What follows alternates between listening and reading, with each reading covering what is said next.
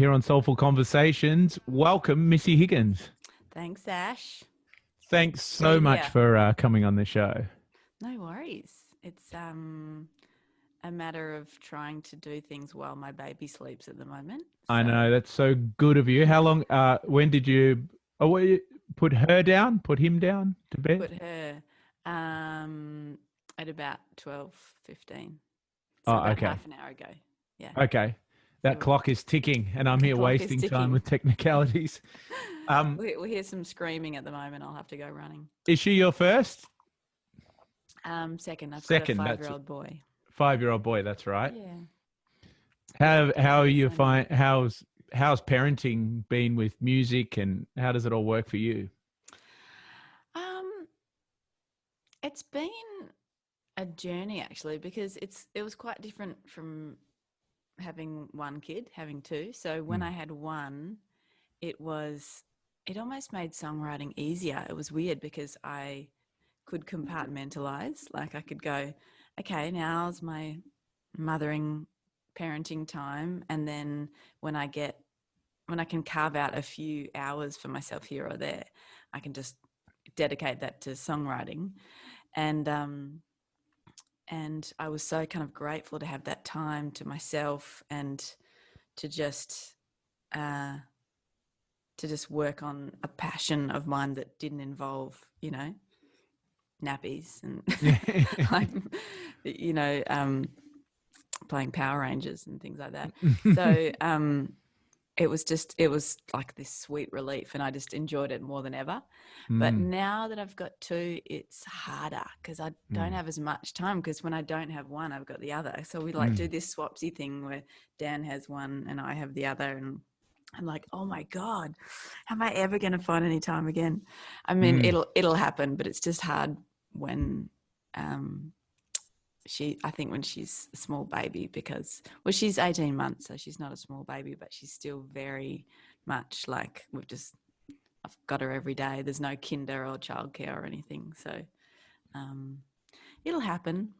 But yeah, it's just gonna take a while to get that rhythm back, I think, because we were in this rhythm with one. I was like, okay, this, the morning I have him and then the afternoon I can work. And so now it's, it's going to take a while to carve out some time for myself and some headspace, which is the hardest thing of all, I think. But I know what you mean about like having those set times. I find it really hard to be productive at home. I've got two kids as well. And all right. How old are they? 11 and 7, two girls. But especially now homeschooling. Yeah. I can't imagine. That sounds so hard. But I think I'm not the kind of person who, especially like I spent a lot of time, back in the olden days when I used to tour, and you could tour. Yeah. Before the lockdown. Olden days, yeah. I'm just back, and I'm not always home, so I'm not home very much. So it was really hard to be regimented and say to my wife, right, now I'm going down to my music room and it's really hard to carve out that time for yourself. But like you're saying, with one kid, you could say, right, okay, now he's down now. I've got to go do this.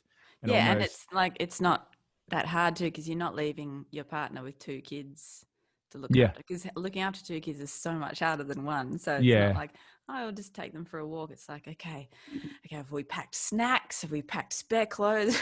It's a huge thing.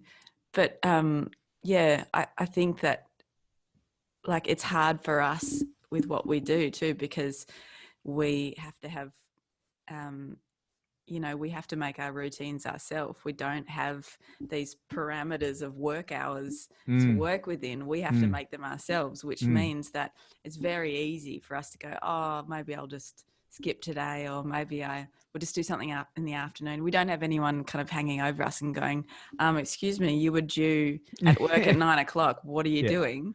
And so it's also, I think, can be hard to justify to your partner why you need to take time off, or not time off, but why you need to work, because it's this kind of abstract thing, because it's work, but it's also like our indulgence because we love doing it, and it's art, and it's yeah, I think there can be a little bit of shame sometimes surrounding creative work because it can feel a little bit indulgent, like it's not proper work, especially if it's not like we're getting paid for the hour that we sit down and try to write a song. So yeah, I think it's really important to really make a routine for yourself and just stick to it every day and just say, no matter what, this is what I have to do.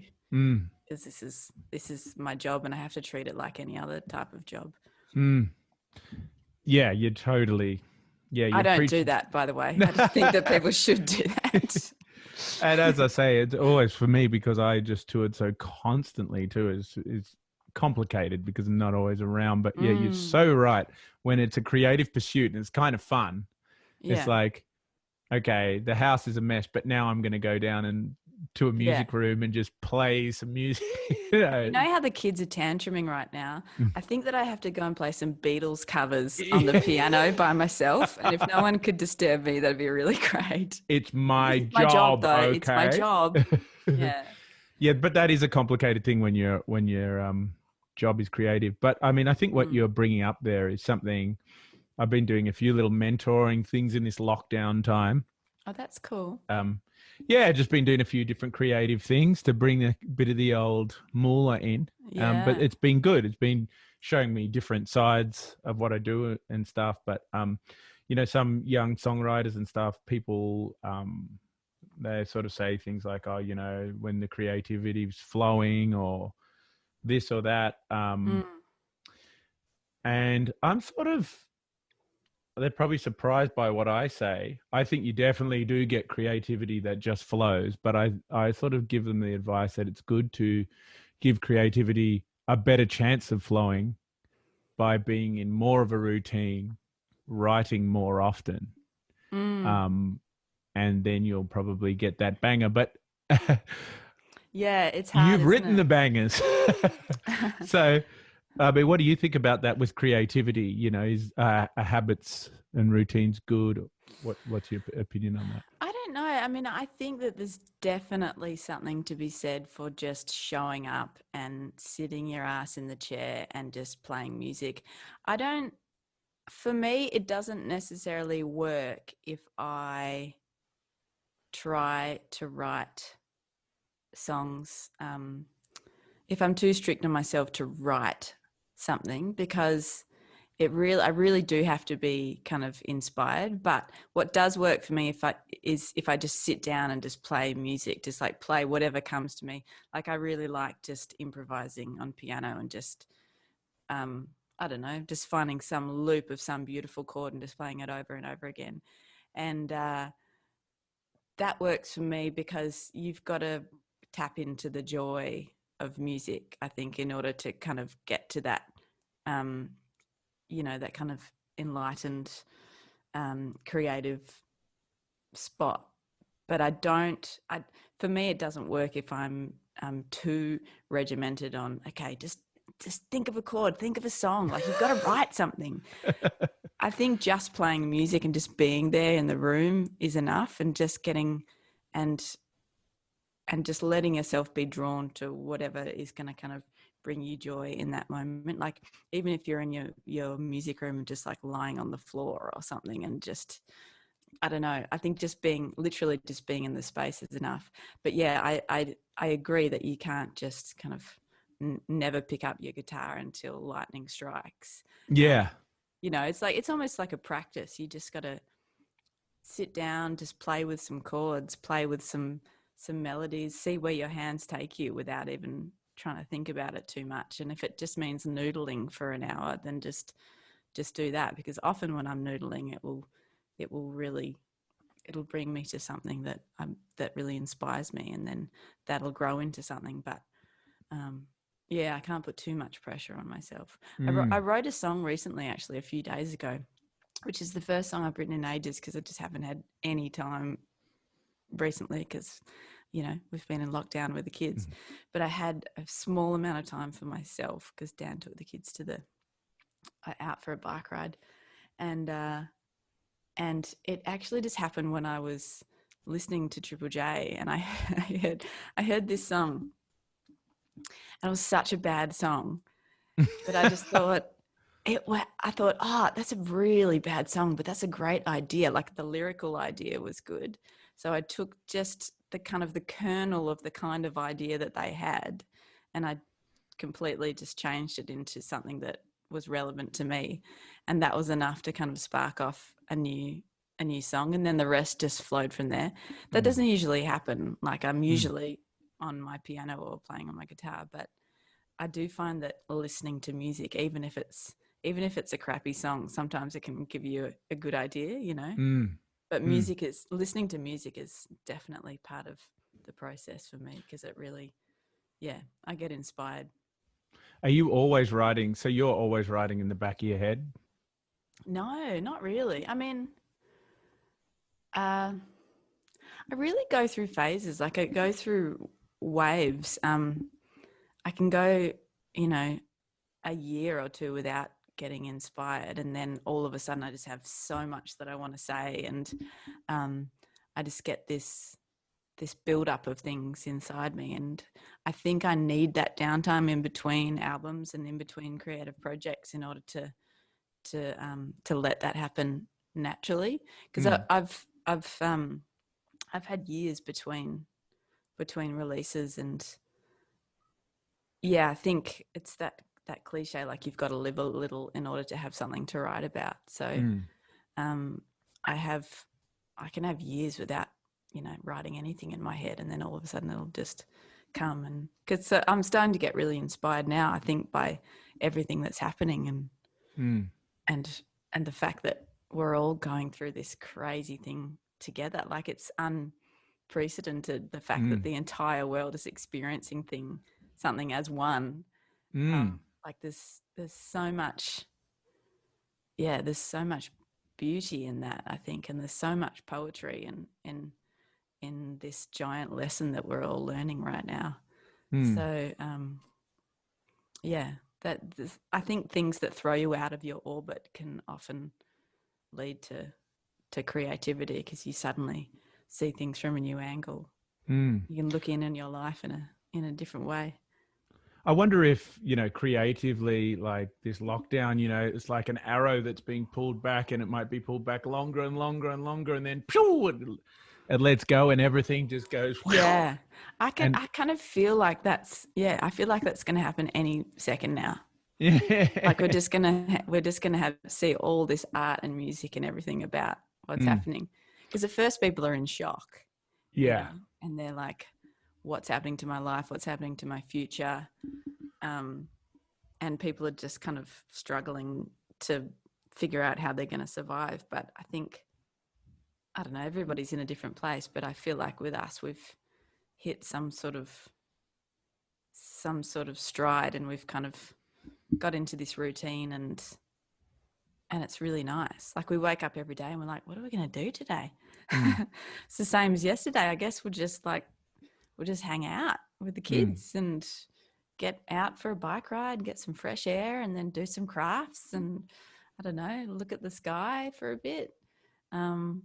So it's nice. It's just brought everything like right down into the now. Yeah. Which is the place to be. Yeah. Yeah. Which what I've been trying to get to. Yeah. All this time. I mean, it's a pretty nowish time at the moment, because when you get too far ahead of yourself, you just end up freaking out, because there's there's no future right now. I mean, that it's not as bleak as that sounds, but like we were talking about this last night. Like we have no idea what the rest of it's like the rest of the year's been wiped out, so that we have nothing that we're planning for. Or like look, like all the shows have, you know, all my shows have been cancelled, and there's no, like we were going to go to Broome for a holiday. We usually go to Broome to hang out for a month or two. We're not going to do that. So it makes you realize how much of your day you're kind of living in the future or the past. Like I'm usually like, when we get to Broome, it'll be so nice because blah blah blah, you know. And when I'm doing this, you know, when I'm doing these shows, I wonder how they're going to go, and I'm getting nervous for them, and I'm feeling all these emotions about things that, you know, haven't happened yet, and wasting time, I guess, being anxious about things that I can't control yet, or that I have no real knowledge about yet. So Because you're it's not there yet. good. Yeah, I'm not there yet. Like, what's the point? So Yeah. good. Yeah, it's kind of cool like that. It sort of like rescued us from ourselves in those ways. Yeah, yeah. And I know I mean, that's a really privileged position to feel kind of like relaxed and good about that, because I know there's a lot of people that are really freaking out financially and are really struggling at the moment. Mm. But I do feel like there's certain things that this moment's going to teach us, as hard as it can be sometimes, about the fact that there's not much that we can control other than what we're thinking right now. I noticed that the last gig that we did a gig together down in Wollongong. Just before, yeah, that was not too long before all this went down, because I left Yeah. straight after that and went overseas, and then I had to come back early from overseas because of Yeah, right. so and you gave a pretty moving speech, an environmental message that to the audience, and that's always been a big part of what you do. Do you feel a sense of like responsibility with your music to pass on those sort of memes to make the world a better place, or what's your perspective on, you know, Yeah. musicians' role or your Um, role? I'm just going to take my jumper off because I'm sweltering in Oh, this I am too. fleece. Okay, let's Yeah. do it. Move to the next The stage. conversation, you know, we went enviro. Yeah. The conversation heated up. The jackets are coming off. It got heated. Oh.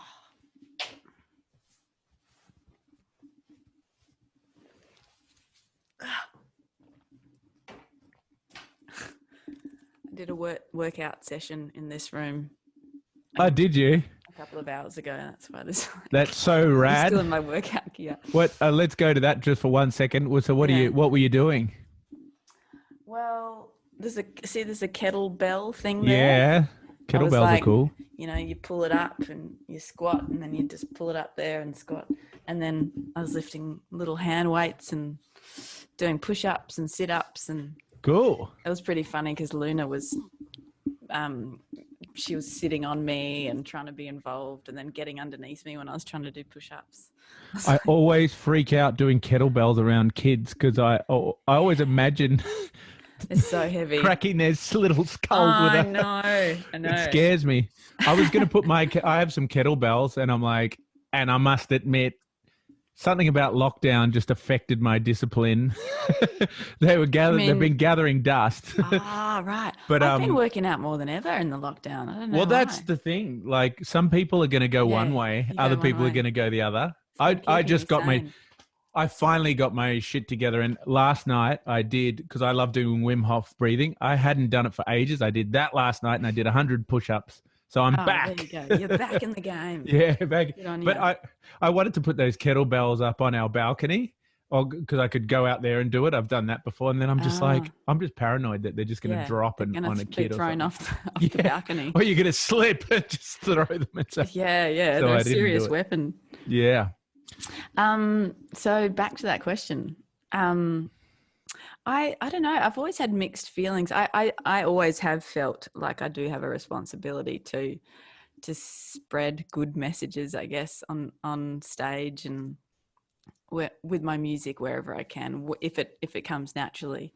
But I also don't think that it's necessarily a responsibility of anybody if it doesn't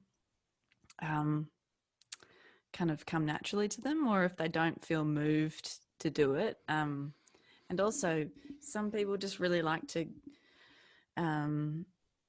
keep their music as an entertainment for people and a way for people to just escape their mundane kind of everyday existence. And I think that that's a really noble reason to be playing music as well. So I would never judge anybody for not using their music as a platform for something else. But me personally, I just feel strongly about these causes, and I feel like it would be an opportunity missed if I didn't say something about them in front of so many thousands of people. I mean, I have a microphone, and I care about the future for my children, and if I can change even one mind in that huge crowd of people, then it's worth it. But I do worry about, I never want to come across preachy, and I think that's a really hard balance to strike, you know, because people haven't come to my show to be preached to about, you know, anything political or, you know, anything to do with the environment, or like they want to, I assume that they just want to listen to my music and hear the stories about me and my songs. So I'm trying to respect that as well. And, you know, they've paid hard-earned money for a ticket. So I don't want to abuse that privilege. But at the same time, I don't think that it can hurt to share a point of view, especially if you've written a song about it. I mean, that's kind of my gateway in, really.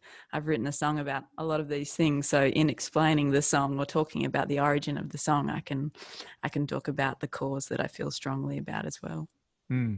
Well, if you want my opinion, I think you've Sure. It's a good one. I think you've written that line perfectly, you know. Oh, that's good. Thanks. Yeah, and it's still an uplifting message, and it, you know, my personal opinion is the world does need, you know, I hate that world where it's like sort of, I agree with you about that preachy thing, but then it's just such a shame if people just say nothing because they just want to stay cool, and you know what I mean. So I think that it would be a shame if they felt strongly about something and they didn't say it. You know, I think a lot of people, they don't feel that moved towards causes, and if you're not that type of person, then it's gonna sound a bit you know, disingenuous if you start kind of trying to talk about political things and you're not into those. But if it's you know, all you can do is be honest and speak your mind, I think. And if you do that, then you I don't think you can go too wrong. I've had, over the last, since doing this podcast, and probably just a little bit before that, when I was working on my book where I was interviewing a lot of successful people, it was sort of in surfing and music and stuff. I've thought a lot about success because I wanted more at the time, and I still do in some ways, but you know, defining success is a tough thing. And then the more and more I've talked to people who've been really successful, I've realized also everybody wants say in music, everybody wants the most success they can get. Because, you know, that's why you're doing it. You want to get more. If you get 50 people, you want to get 60 people next time. Yeah. But then so many people have said to me, who've sort of got to quite dizzy heights, that they found a lot of pressure at that sort of level, and they weren't happy during it, or, you know, it's not what meets the eye, you know. We're all. So do you have a perspective on that? Because you really have and still are at a very sort of advanced level of success that most people who ever go to play music will never get to. Yeah, I wondered if you had a perspective on that. Yeah, I mean, I have an interesting perspective on that, I guess, because I tried to make it in America once. I released my first album over there, but it didn't do anything. And then I released my second album, and my song "Where I Stood" started kind of picking up over there, and they had it in some TV shows and were playing it a lot on the radio. And I was gathering momentum, and I just kept on touring. And my record, I was signed to Warner Brothers over there, and they just kept on booking tours for me, and I kept on doing loops and loops of America. And I moved there because I was like, I just feel like if I'm ever going to make it in America, I've really got to just commit to it and give it my all. And I'm not going home until I've just, I've tried as hard as I possibly can. So I toured my ass off for 2 years over there.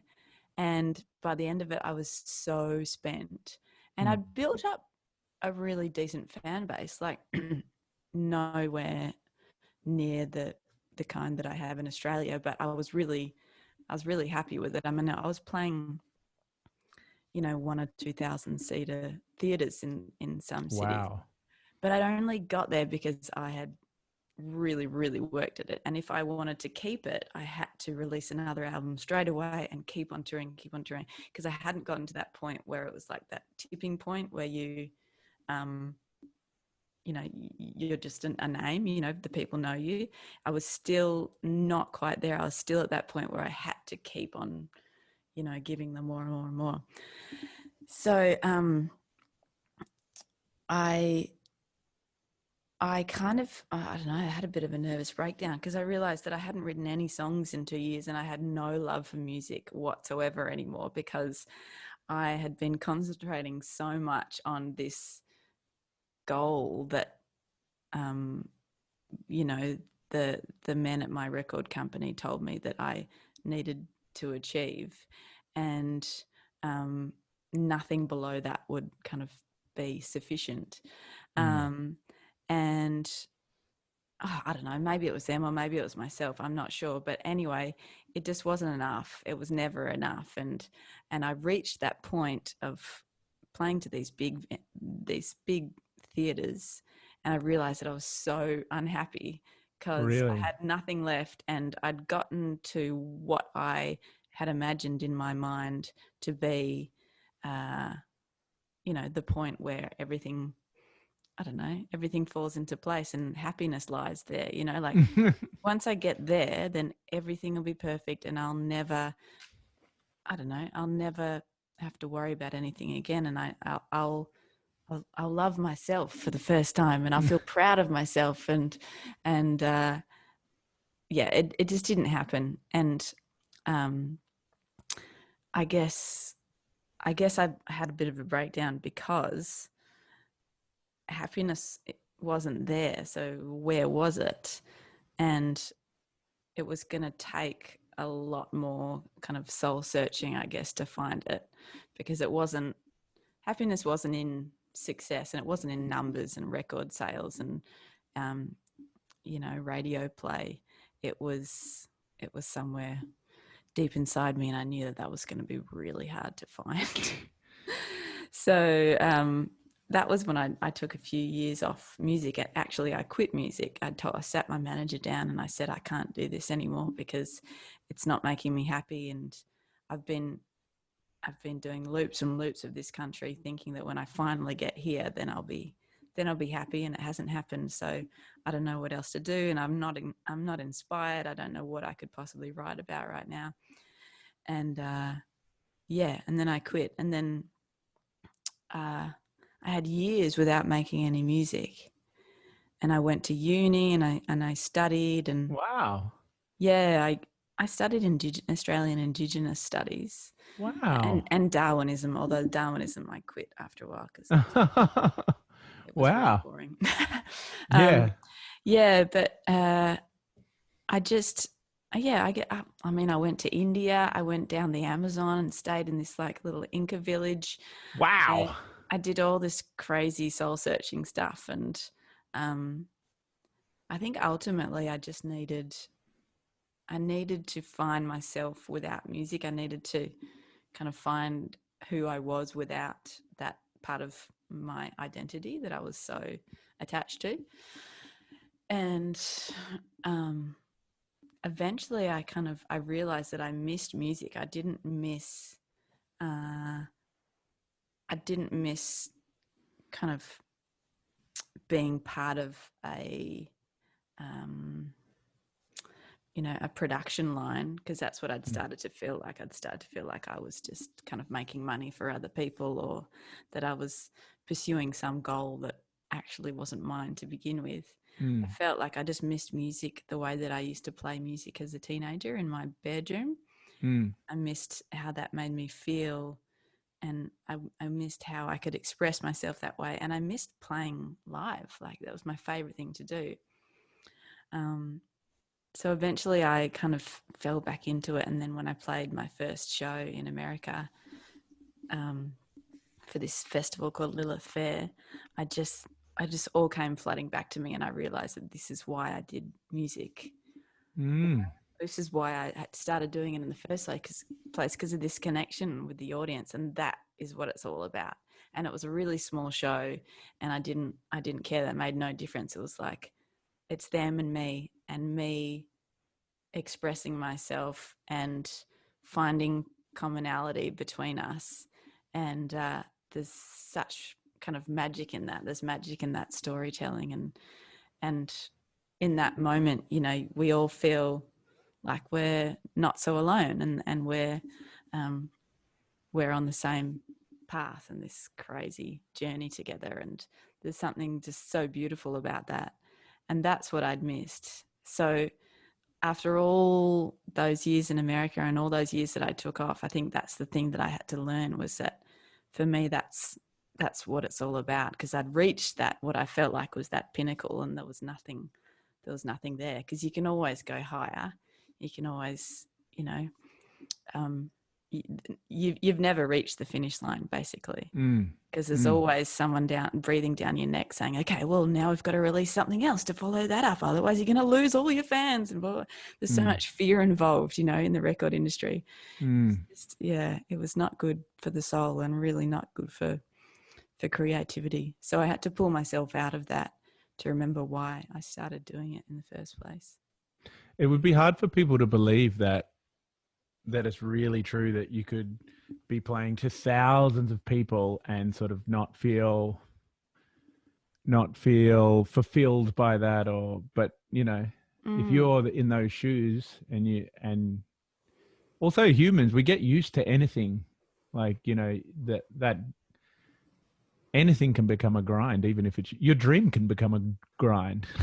Yeah. And I think I think the first few shows playing to 1,000 people is amazing, or the first year of it or whatever. But then they all start to kind of become one.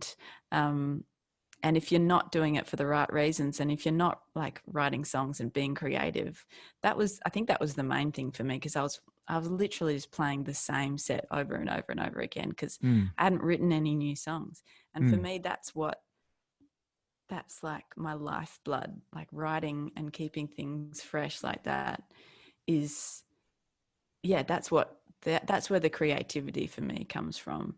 I imagine if you're one of those musicians that did heaps of improvising and stuff on stage, that could be really, really inspiring, and that could be, you could feel like you were making things constantly.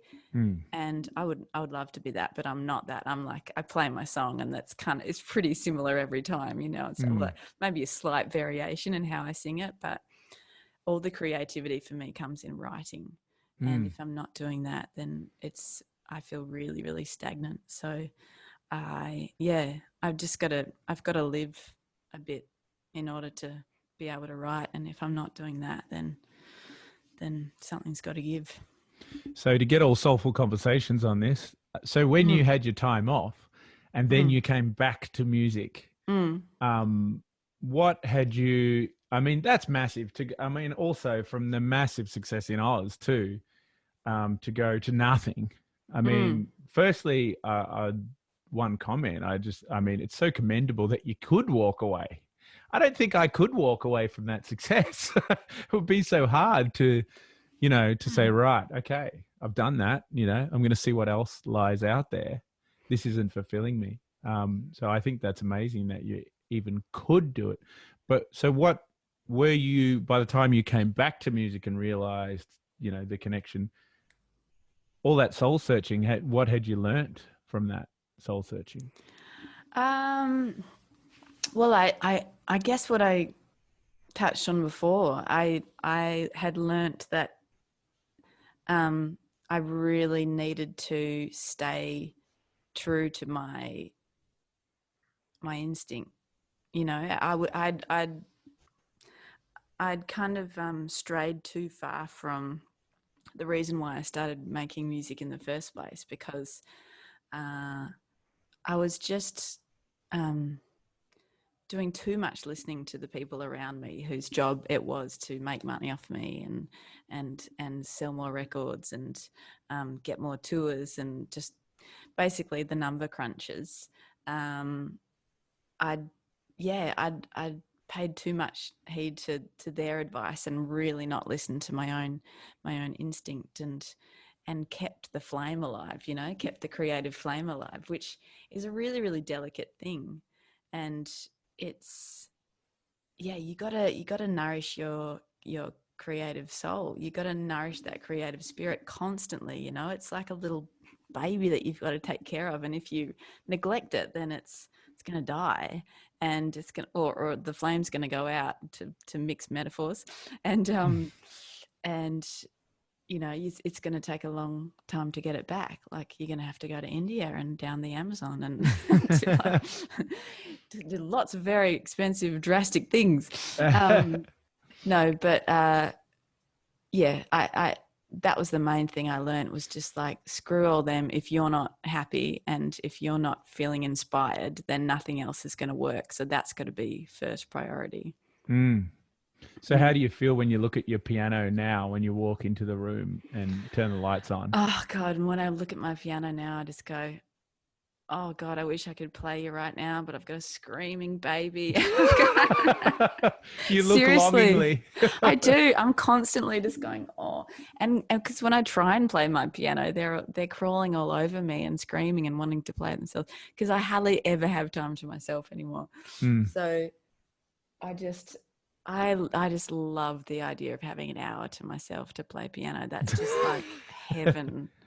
Which is kind of a cool place to be, because the opposite is not great, and that's what I was like for a good decade or so. It's like, oh, the piano, it's so stressful. Why do I have to keep playing it? And wow, now it's just like, oh God, you and me, baby. If only. Yeah, a romantic weekend away. Yeah. Well, I wonder, I mean, would you, if you could reprogram, would you like you had massive success as a teenager, right? Is that right? Yeah, well, I think my first album hit when I was 20, I think. Okay. So just past 20 or 21, just past being a teenager, yeah. Would you time it so it was like you had to work longer at those fun work up to it bits, and like time it to, if you could like reprogram it and work up to a crescendo of that success? Like, I always wonder for friends who've had massive success, does that make it like you go straight to that and then that's your level and then you worry about losing it? It's like this really high bar of success. Yeah, I think it's a kind of it's a blessing and a curse. Like, I think it would have been probably quite good to work up to it for several reasons. One being, I think once you get there, then you're so grateful to have it, because you remember all those years that you worked and worked and worked and you craved it. But I never really craved it. Like, those songs. Yeah, I mean, I wrote the first song on that album when I was 15, and the rest I wrote when I was 16, 17, 18. So, and then pretty soon after that, I had an EP that I released before that album, and I toured that for quite a bit. But it was still just it was just super fun back then, and it really didn't last for long until that album hit, and I was playing to thousands of people. So, I think that often I wish I could have done the hard yards and then be really, really grateful for any kind of success that I'd managed to accumulate over the years. But also, I think when the longer you've been doing it for, before success hits, the more likely you are to kind of find out who it is you are and what you want to say and what you want your sound to be. Because I'm not sure. I listened back to that first album, and I think if I'd had a few more years, it would have been a pretty different sounding album. But then again, maybe that's fine. Maybe it just captures a moment in time, and I was young then and singing a certain way, and I don't know. There's that thing though. You're always going to be remembered for the album that, you know, makes you big. So everybody always remembers that album. And I look back on it now and it's just so cringy for me. I'm like, oh God, why are you Really? singing like that? Yeah. What's so like that? You know, those songs are so young for me, and it's just so fresh. It's like, you know, you read anything you wrote as a teenager and you're like, oh God, but that's what everyone knows me for. So it's like, it's funny. I mean, I can't regret it really, because it's the reason I'm here today, but it's a great regret to have. yeah. Well, it's like looking at like your teenage diary and realizing that, you know, the whole country's read Oh, that's really interesting. I didn't it. realize that's the way you look at it. Yeah. But It's different live though. Like when I'm playing those songs live, they take on a new meaning now. And because, you know, people do feel so strongly about certain songs, I love seeing how excited they get in the audience. And I love, you know, when I start to play the Special Two or Scar or something, I just love the way people's eyes light up and I can see them remembering a time that they relate that song to, you know, and like hugging their friend, like, this is our song kind of thing. It's really sweet. And I really love that. So, yeah, in that respect, I feel very grateful for having that album. Yeah. What a privilege. That's an amazing thing. So do you have any, would you say for people,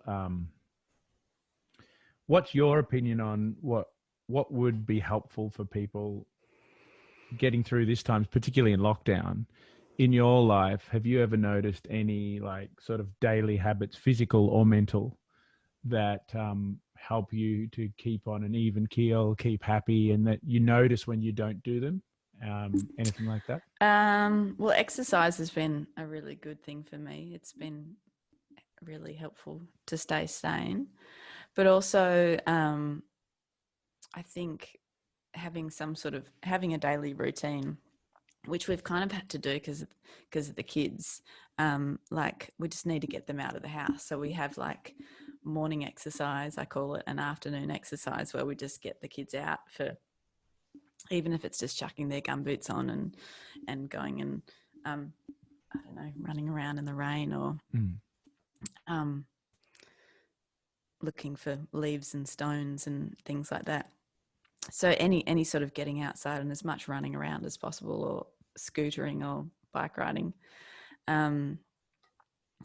and staying connected. I try to have Zoom sessions or FaceTime sessions with friends whenever I can find the time, because I think that's really important right now. It's kind of checking in with people, because some people are really struggling, and I think, you know, maybe in particular, people who are more extroverted and used to just like feeding off other people's energies, I think they're like really feeling pretty depleted at the moment. I'm quite an introvert, so I don't really mind too much, but I know that some of my friends are really finding it very difficult. So it's nice to do that. And you know, if you've got a family, if you've got kids and a partner, I think it's really important to try and carve out a bit of time for yourself. Like, even if it's just an hour, just saying, can I just go and, I don't know, read a book for an hour, or can I have some me time? And can we write up a schedule where, you know, I have a bit of time in the morning and you have it in the afternoon, or vice versa. And, you give each other that personal space, or go for a walk by yourself or something. 'Cause it's, otherwise you go a bit stir crazy.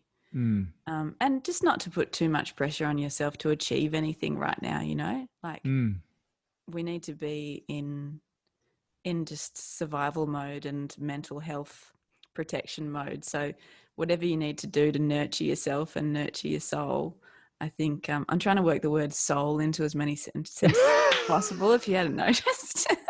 Just trying to keep on the theme. The word soul doesn't get mentioned very much. Really? Well, it should. It's all right. Yeah, it's all right. That's hilarious. Yeah. But just at that moment, I was like, wow, yeah. Yeah. I know how to get to you, Ash. Yeah. You got me with the keywords. Yeah. So, yeah, I think I wrote a song, but it was such a fluke, and I'm not really expecting to write any more songs. That one just kind of just happened accidentally when I was listening to something else, and it just came to me. I'm not literally sitting down and trying to achieve anything or trying to write an album, because it's so impossible right now. So if it comes to you and you feel inspired, and if you feel like you can carve out that time for yourself, that's awesome. But yeah, I think right now, don't worry yourself too much about anything other than keeping your brain and your soul nurtured and healthy. That's really good advice. I'm going to choose to take that advice, because I oscillate. Sometimes I think that, and then other times I think, what am I doing? I need to be using this time to, Yeah, I know. get something going for the future and blah, blah, blah. And, then I start going down all these other paths. And I think it's really hard. I mean, yeah, like I think if you're inspired to do that and you're that way inclined, it's great. But I think it's such a strange and kind of bizarre, stressful time for so many people right now. And I think like relationships are probably copying it too. Like Dan and I are always almost murdering each other on a daily basis. Like, I think when you've got kids as well, it can all be a bit of a pressure cooker. So I think it's probably important to just go easy on yourselves. And if your partner's irritating you and seeming like a bit of a stress head and kind of, I don't know, if something is seeming like a way bigger deal than it usually does, then it's probably just because we're in this very strange situation right now where everything seems so much bigger than it is. So don't worry yourself too much. Like your marriage isn't falling apart. Your life's not falling apart. Everybody's struggling right now. And everybody's just like, everyone's doing their best. That's the thing. Like everyone copes very differently under stressful situations. And I think the most important thing right now is to just try and get through it. Just try and just hang in there. And, sometime soon everything will seem a lot clearer. That's great advice. That's really great advice, especially the relationship thing too, because like, Danny and I, my partner's Danny as well. Right. We've had one big fight, and it was over mess and stuff.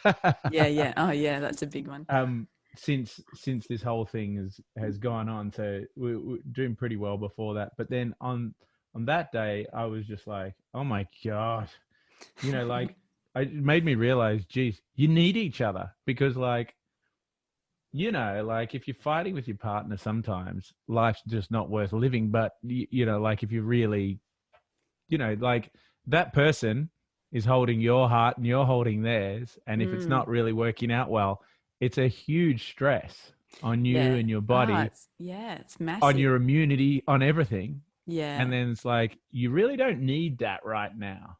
Yeah. So go easy sort of on each other. Yeah, it's worth investing. Yeah. Yeah. That was a huge thing for us. Like, I was just holding in so much stuff. I was like, and then it like after 2 days of it, it all just kind of came out, and we had this big talk, and it was massive, but I just felt so much better after we talked about it. And then I realized, we just haven't been connecting. Like, we've been spending so much time with each other, but we haven't been really connected and really seeing each other and kind of empathizing with each other over this. Like, I've just been like resenting him and blaming him for things, which is really easy to do when they're the only person in your line of sight. So yeah, It's also really easy to do when you're together, but you're not actually communicating Yeah. with each other. Yeah. And you can just Totally. keep going along without Mm. actual, they say kids in a sandpit, they do parallel play. They're not really playing together, but they are together. Yeah. Yeah. And it's Partners really could be like hard that. when you've got kids and you hardly have any time to communicate. Like at the end of the Mm. day, we're just like, oh God, should we watch half an hour of Netflix before passing out? Yeah, So it's, exactly. how do you even carve out the time to do that? But man, it's so important to do because as you say, like it just changes everything when that's not going right. Yeah. Yeah. And I don't, Mm. nobody needs that right now. So I don't think there's Yeah. any more important time to Yeah. invest in making sure your relationships good. But like if your partner's not willing to chat about stuff and whatever, it can be really hard. So like with Danny and I, after we did that, we started talking a lot about relationships and started communicating a lot more than we had been before that, and it was great. Mm. And it just makes it, it's so much. You're like, Yeah. wow, this is what we should Yeah. be doing a lot of. Yeah. God, communication's like the number one thing, really. Mm. Yeah, it's My very family important. laugh because Dan and I hardly ever fight. We just talk things out. We have big talks. Yeah. Like we don't shout at each other ever, Yeah. but we like things build up, and then we just have a massive talk. We're big talkers. Because I don't think, some people are they just get things off their chest and they shout them out. I wish that I could be like that sometimes. I wish I could be more European. It's like, I told you to blah, blah, blah, blah. You're always do. Like, I wish I could be one of those people. But unfortunately, I just like internalize it and go, who's in the right here? Am I in the right? Or like, am I going crazy? Or is he just doing that annoying thing every single day and not even paying attention and blah? And so it just builds up and builds up until I just have to say it because it's become poison inside of me. And then just feel so relieved once we've talked. So I'm trying to learn to be more European about it. I'm trying to Well, it learn to is get it off good. my chest. Yeah, and it is good because it's like that 2 days was a waste because like if you say it straight away, you get an answer and you could realize, oh, I was wrong, or oh, he's onto it, he's going to change, But Yeah, it's I like a think my waste fear is until that I'll say something and then I'll regret it.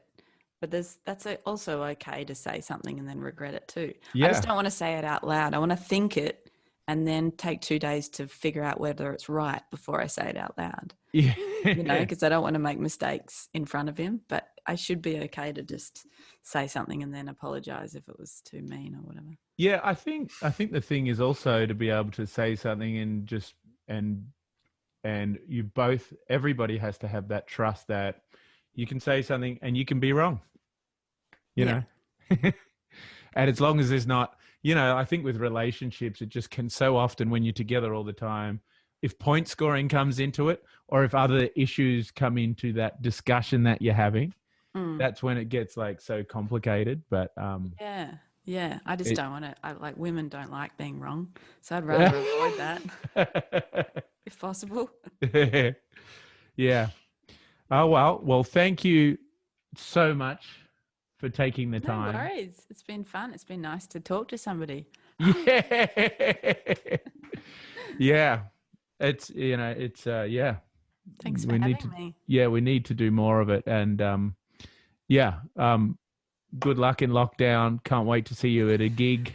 Thank ASAP. you. And I'm Yes. sure you're going to make some great music when you finally get time to breathe and Yeah, get over to that God. piano. I'm just going to make sweet love to that piano. Whoa, watch out. Yeah. Well, thank you so Cool. much, Thanks, Missy. Ash. Yeah, no worries. Okay, have a good day. Thank you. You too. See ya. Bye. Bye.